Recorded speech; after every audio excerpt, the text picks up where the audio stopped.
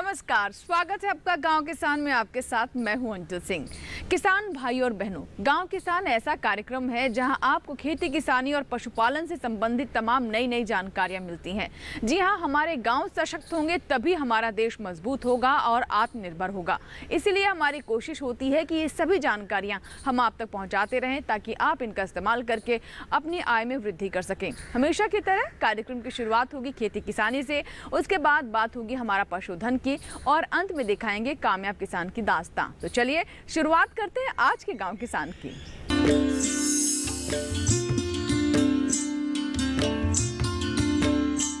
सबसे पहले बात खेती किसानी की।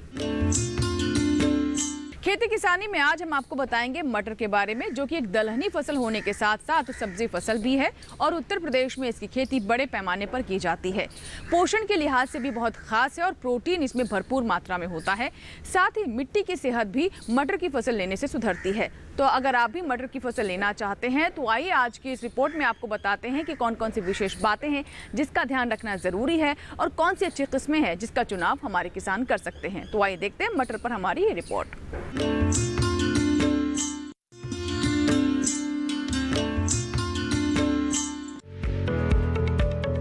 मटर हमारे देश में सब्जी और दलहनी दोनों फसलों में आता है।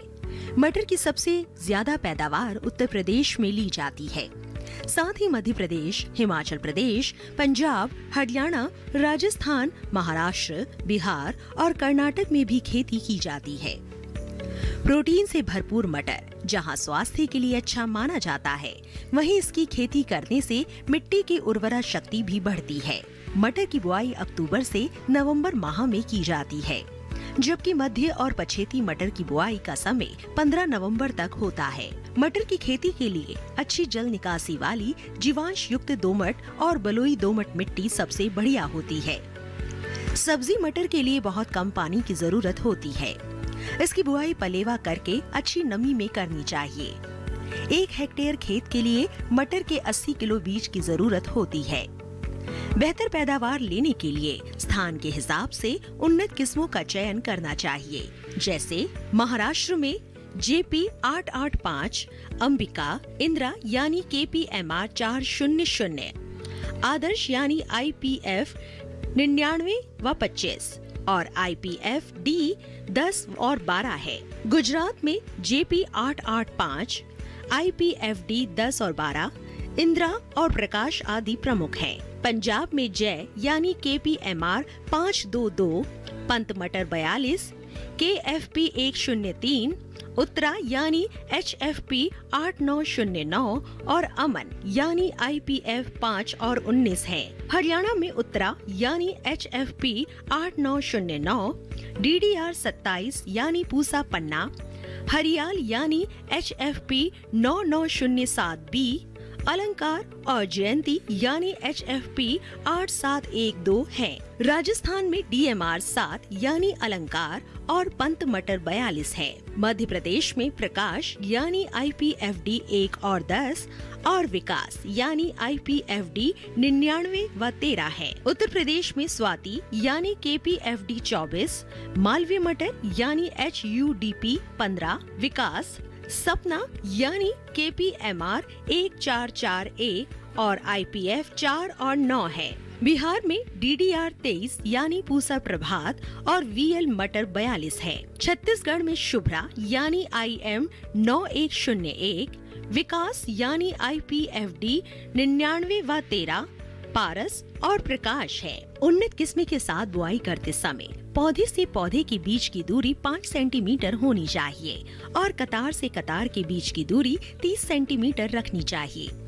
अच्छी फसल के लिए बुआई के 45 दिन बाद और फिर बुआई के 75 दिन बाद सिंचाई करना जरूरी है। फसल को बीमारी से बचाने के लिए बीजोपचार अवश्य करें। मटर से अच्छी पैदावार लेने के लिए उर्वरक की सही मात्रा देना जरूरी है।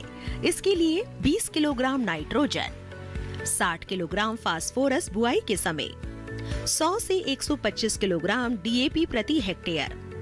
पोटेशियम की कमी वाले क्षेत्रों में 20 किलोग्राम पोटाश दें। किसान उर्वरक की मात्रा मृदा परीक्षण के बाद ही निर्धारित करे। मटर की फसल में सिंचाई की ज्यादा जरूरत नहीं होती है। मिट्टी में उपलब्ध नमी व शरतकालीन बारिश के आधार पर फसल को शुरुआत में 2 से 3 सिंचाई की जरूरत होती है। पहली सिंचाई 45 दिन बाद और दूसरी सिंचाई फली भरते समय करें। फसल में फूल आने के 3 सप्ताह बाद फलियां तुड़ाई लायक हो जाती है। फलियां तैयार होने पर सामान्यतः 7 से 10 दिन के अंतराल पर 3 से 4 तुड़ाई करनी चाहिए। अगर पकी फसल लेनी है तो 130 से 150 दिन में फसल पककर तैयार हो जाती है। फसल तैयार होने पर काटी गई फसल को 5 से 7 दिन धूप में सुखाएं। इसके बाद मड़ाई कर दाने निकाल लें। उपज का भंडारण करने से पहले दानों को 3 से 4 दिन धूप में सुखा लें। इस तरह कुछ जरूरी बातों का ध्यान रखकर मटर की अच्छी पैदावार ली जा सकती है। तो अभी आपने देखी मटर पर ये हमारी विशेष रिपोर्ट। इसी के साथ ही वक्त एक छोटे से ब्रेक का, कहीं मत जाइएगा। ब्रेक के बाद जब वापस आएंगे तो बात करेंगे हमारा पशुधन की। देखते रहें गांव किसान।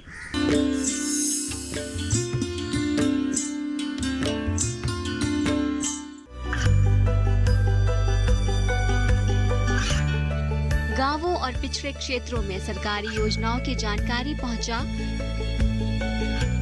देश में कौशल और क्षमता विकास कर ग्रामीणों को सामाजिक बदलाव और विकास से जोड़ने की दूरदर्शन किसान की पहल चौपाल चर्चा देखें सोमवार से शुक्रवार सुबह 9 बजे। बीमारियों से कैसे बचेगी फसल, मवेशियों की मुश्किलों का क्या है हल, कहां से लाएं बीज, कितनी लगेगी खाद, किसानों के हर फोन का विशेषज्ञ देंगे जवाब। देखिए हेलो किसान लाइव सोमवार से शुक्रवार शाम 6 बजे।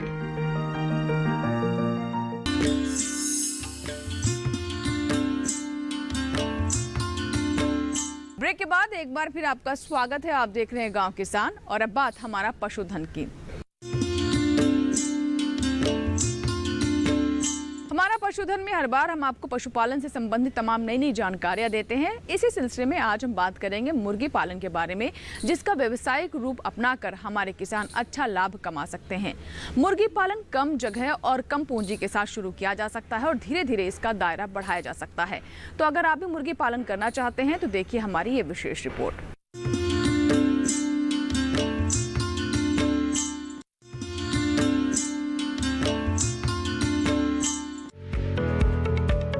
पशुपालन में मुर्गी पालन सबसे आसान व्यवसाय है। इस व्यवसाय को कम से कम स्थान से भी शुरू किया जा सकता है, लेकिन इसे व्यावसायिक रूप देने के लिए ज्यादा स्थान की जरूरत होती है। एक बार शुरू होने के बाद ये व्यवसाय चलता रहता है और बढ़ता रहता है।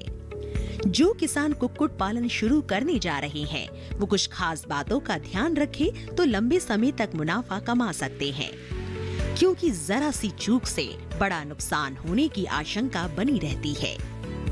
किसानों को सबल बनाने के लिए सरकार पोल्ट्री फार्म खोलने के लिए अनुदान भी देती है। पोल्ट्री फार्म खोलने से पहले मुर्गी पालकों को चाहिए कि वो चूजों को खरीदने से लेकर उनको बेचने तक कुछ बातों का ध्यान रखें, जैसे चूजे लेने से पहले बाड़े को कीटाणुनाशक दवा से अच्छी तरह धो ले। साथ ही दीवारों पर भी दवा का छिड़काव करें। चूजे ऐसे स्थान से खरीदे जहां जन्मजात बीमारियां ना हो। चूजों को रानीखेत बीमारी का F1 स्ट्रेन और मॉरिक्स बीमारी का टीका लगा हो। मुर्गी पालक जब चूजे लेकर आए तो उसकी तैयारी भी पहले से की हो। आवास के तापमान का खास ध्यान रखना चाहिए, क्योंकि चूजों को सही ताप की जरूरत होती है। तापमान नियंत्रण में लापरवाही बरतने पर चूजों की मौत भी हो सकती है, जिससे शुरुआती नुकसान होना लाजमी है। मुर्गी पालन में 70% खर्च दाने पर होता है। बेहतर स्वास्थ्य के लिए मुर्गी को ताज़ा और संतुलित आहार दें। आहार देते समय उम्र का खास ख्याल रखें। एक चूजे के लिए 0 से 8 सप्ताह की आयु तक स्टार्टर आहार, 8 से 20 सप्ताह की आयु तक ग्रोवर आहार और खाद में लेयर दाना दें। चूजे को वयस्क होने के लिए लगभग 13 किलो दाने की जरूरत। इसके अलावा दाना भंडारण करते समय भी सावधानी बरतें। दाने को नमी रहित जगह पर रखना चाहिए, नहीं तो दाने में फफूंद लग सकती है, जिससे मुर्गियों में बीमारी की आशंका बढ़ जाती है। दूसरा ध्यान इस बात का भी रखें कि बीमारियों पर समय रहते अंकुश लगाया जाए, क्योंकि बीमारियों का सीधा असर मुर्गी के उत्पादन पर पड़ता है। ऐसे भी बीमार मुर्गी को तुरंत स्वस्थ मुर्गी से अलग कर देना चाहिए। ऐसा करने से काफी हद तक बीमारी पर नियंत्रण किया जा सकता है। साथ ही रानीखेत, चेचक, लिम्फोसाइट, मोरेक्स रोग, कोरिजा व कोलाई रोग के लिए समय समय पर टीकाकरण जरूर कराना चाहिए। इस तरह देखा जाए तो मुर्गी पालन फायदे का व्यवसाय है। ये मुनाफा तब ज्यादा बढ़ जाता है जब खेती के साथ साथ मुर्गी पालन किया जाए। ऐसा करने से मुर्गियों के आहार में खर्च होने वाली राशि को काफी हद तक कम किया जा सकता है।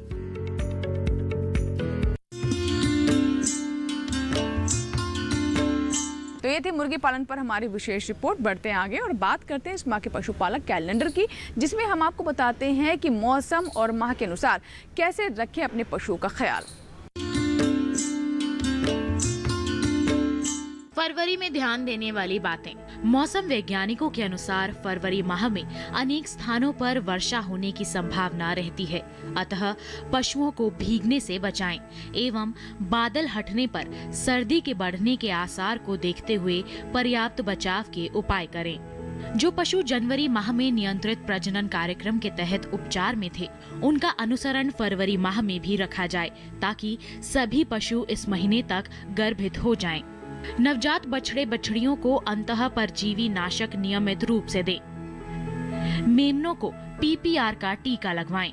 दुधारू पशुओं को थनैला रोग से बचाने के लिए उनका दूध पूरा व मुट्ठी बांध कर निकालें। तो ये था इस माह का पशुपालक कैलेंडर। इसी के साथ ही वक्त हो गया एक छोटे से ब्रेक का। ब्रेक के बाद भी गांव किसान जारी रहेगा, बने रहे हमारे साथ।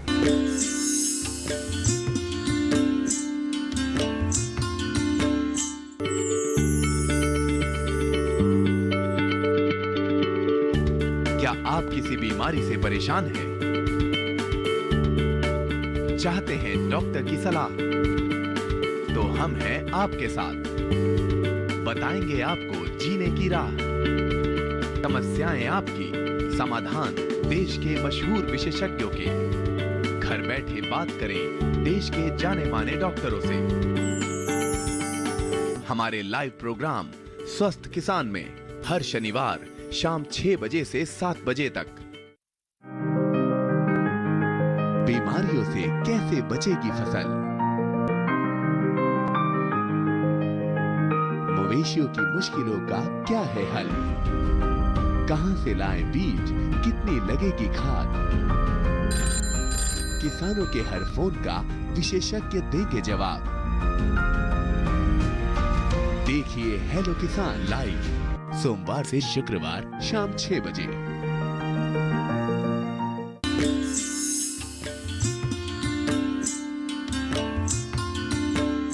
ब्रेक के बाद एक बार फिर आपका स्वागत है। आप देख रहे हैं गांव किसान। चलिए कार्यक्रम को आगे बढ़ाते हैं और बात करते हैं कामयाब किसान की दास्तां की।